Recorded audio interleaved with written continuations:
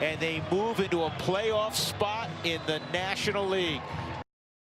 Okay, I don't know. That might be a bit premature. I mean, to say no, guys. Hey, do not pop that champagne. Do not pop that champagne. All right, cut the music. Cut the music. Cut the music, guys. Pack up the party. Get out of here.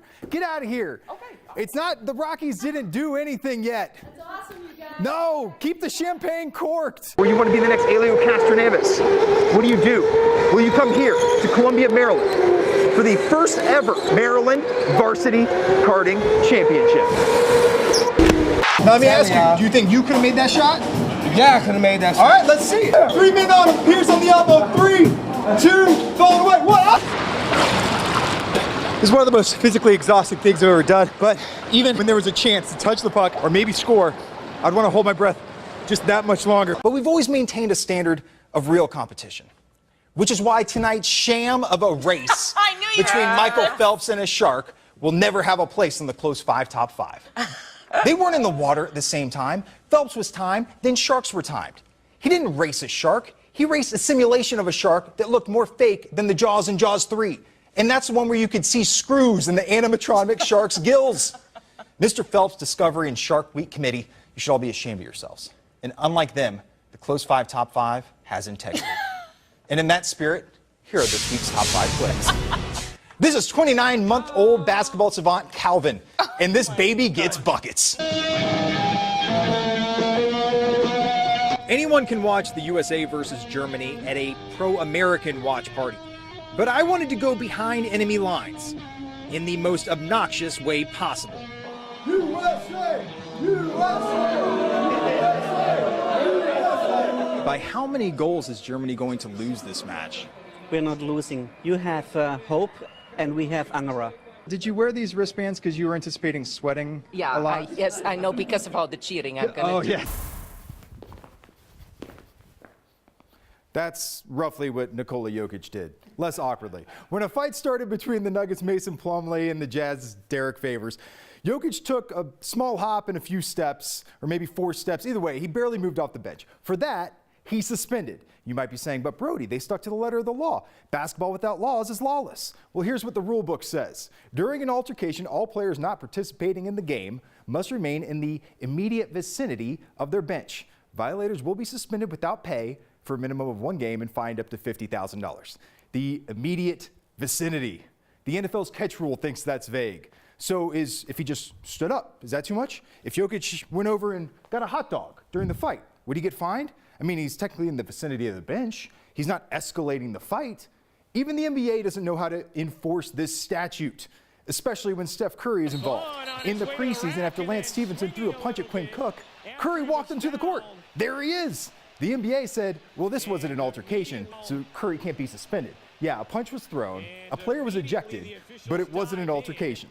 Sadly, the NBA doesn't see Joker on Curry's level, so while Curry got to play after his run on the court, the Joker, he had to sit out tonight's game against the Suns.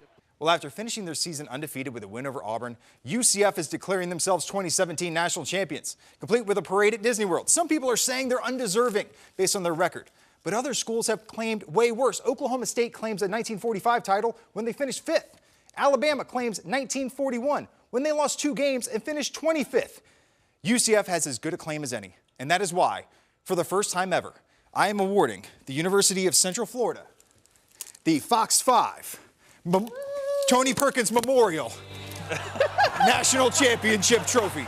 Danny White, the athletic director at UCF, come claim your trophy. You can have it at your parade at Disney World. Listen, we don't even recognize the national championship game because you know what? UCF beat the team that beat both of them. That's true. They win this lovely, lovely trophy. Now you might be saying, is this an old softball trophy with the Larry O'Brien trophy on top? No.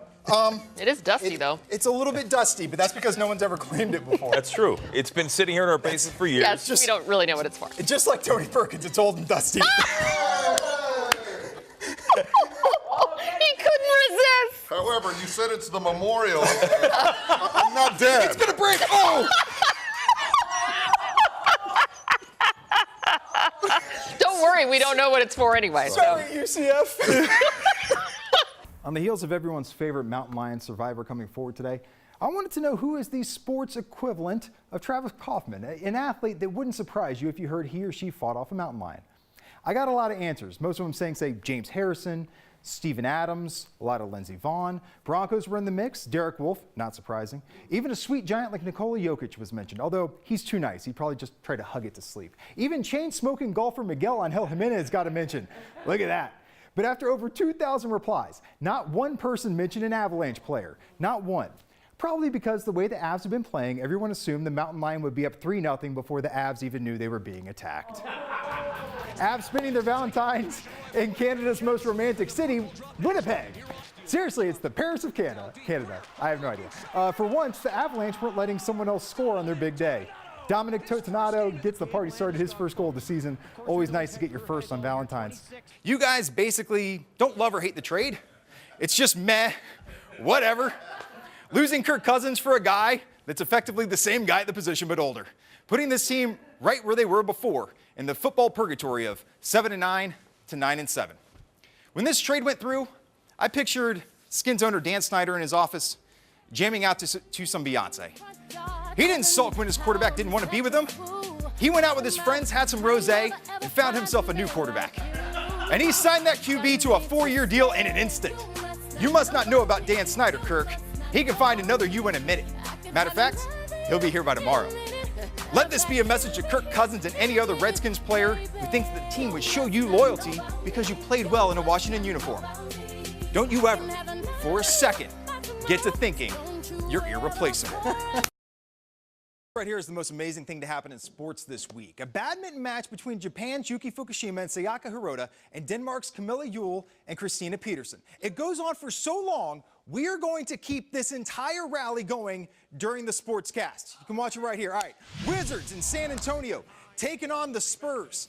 Bradley Beal, not as good as those badminton players, but in his defense, who is?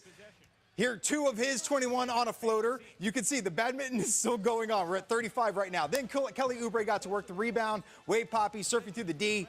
One-man dunk on the break. He has 10 to go, 3 boards. Wizards trail 73-56. Okay, now for the main event. Let's check in on the badminton. All right, you can see at the counter, we're at 53 now on this back and forth. We've got the rally going. Yes, we're still going here. We're barely halfway done. This is at the All England Badminton Championships, the Wimbledon of badminton. All right, let's go to Nats facing their spring training roomies in Palm Beach. Lance McCullers, McCulling Bryce Harper every time he's up, getting him there swinging. Then in the third, Bryce Harper again. Yeah, gets him again. Harper finishes the day, 0 for 3, 2 strikeouts. Gio Gonzalez getting this. Oh no.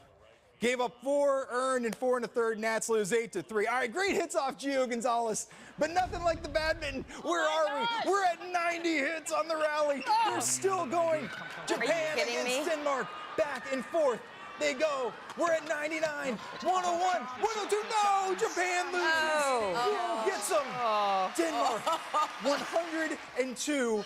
A 1 minute and 35-second rally. Did they break a record? It actually was not a record. Oh, but still it was very cool to watch. Cool. Yeah. Yes, it was. Back and forth for a minute and a half. That shuttlecock has to be destroyed. Yes, run it back. Next weekend, we'll witness one of the great romantic tragedies of our time. Michael Malone and NICOLA JOKIC. They're like this. They're as close as a 47-year-old coach from Queens and a 23-year-old 7-footer from Serbia could be. Sadly, their bromance must come to an end at the All-Star game. Malone will be coaching Team LeBron while JOKIC is on Team Giannis. Might as well be the Monty Hughes and Capulets. As you'll see, Malone is heartbroken. I think it's better that way. Okay. Yeah, I think it's better that way. I'm sick of coaching him. He's sick of playing for me. So we'll give each other a break for a few days. Once again, down at Coors Field, where the race toward another Rocktober coming down to the wire, Brody. It is coming down to the wire, Ryan, and we've been talking about how important this 7-game homestand is, and even after last night's win, what it does for the Rockies' playoff chances. So I figured I'm at Coors Field, I'm at the Sandlot Brewery, I want to show it with Coors filled. So let's say if the Rockies, they won last night, if they win today, and that's all they do, they go either 1-6 or 2-5 in this 7-game stand, you're looking at about a 0% chance of making the postseason per the math experts. Now, if they go, say, 3-4 in those 7 games, you're looking at about a 12 to 15% chance. So we got a little more froth on the beer here. If they go 4-3 in those 7 games, you're at about a 40% chance. Now this is where the Rockies want to be. If they go 5-2 or better, you're looking at a 75% chance or better of making the postseason. And the way they've been going, they could easily get to this mark. But the way they've been playing, it's not about the pints. It's about the pitchers. 5 great outstanding starts by starting pitchers. Tonight, Chad Bettis is going not a starter, slated for about 50 pitches off the bat. But Ryan and Kim want him to play just like the rest of those starting pitchers have done for those 50 pitches and pitch pretty stout.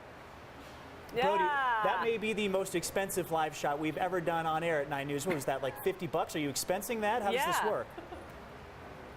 Oh, I'm 100% expensing it. Are you kidding me? I can't afford this.